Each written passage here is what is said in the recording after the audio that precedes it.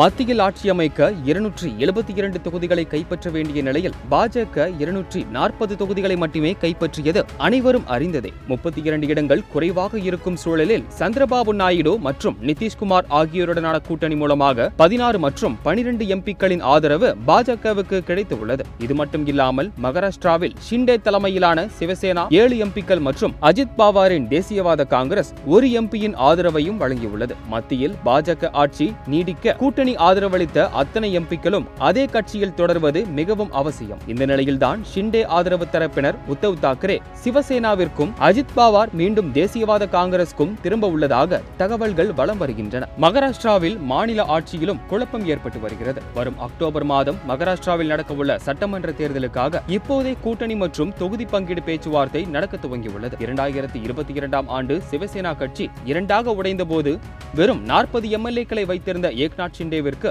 முதல்வர் பதவி வழங்கப்பட்டது. குறிப்பாக முதல்வர் பதவி கிடைக்கும் என எதிர்பார்த்திருந்த தேவேந்திர பட்னாவிஸிற்கு துணை முதல்வர் பதவியே கிடைத்தது.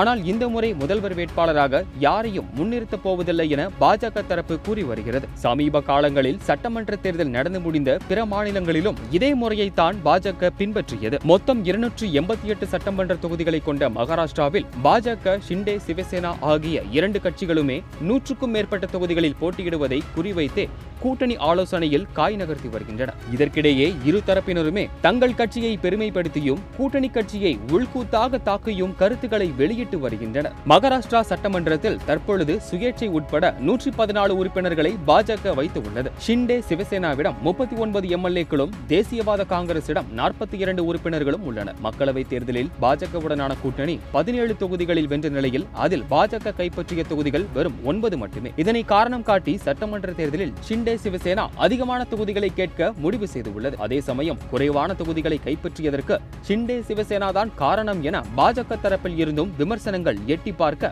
அம்மாநில அரசியல் களம் பரபரப்பாக காணப்படுகிறது. குறிப்பாக தேசிய அளவில் பாஜக ஆட்சி நீடிக்கவும் மாநில அளவில் ஆட்சி கவிழாமல் இருக்கவும் மகாராஷ்டிரா அரசையும் அரசியலையும் நெறிப்படுத்துவது மிகவும் அவசியமாக உள்ளது. அங்கு நிலைமையை சரிப்படுத்த எடுக்கப்படும் நடவடிக்கைகளின் குறியீடாக முதல் கட்டமாக அங்கு ஆளுநர் மாற்றம் அரங்கேறியுள்ளது. இந்த நிலையில்தான் தமிழ்நாட்டைச் சேர்ந்த சிபி ராதாகிருஷ்ணன் மகாராஷ்டிரா ஆளுநராக நியமிக்கப்பட்டுள்ளார். RSS பின்புலம் கொண்ட இவர் பாஜகவில் தீவிர அரசியலில் ஈடுபட்டு இருமுறை மக்களவையில் தேர்ந்தெடுக்கப்பட்டவர் ஆவார். ஜார்க்கண்ட், அசாம் உட்பட 9 மாநிலங்களுக்கு புதிய ஆளுநர்கள் நியமிக்கப்பட்டிருப்பது குறிப்பிடத்தக்கது.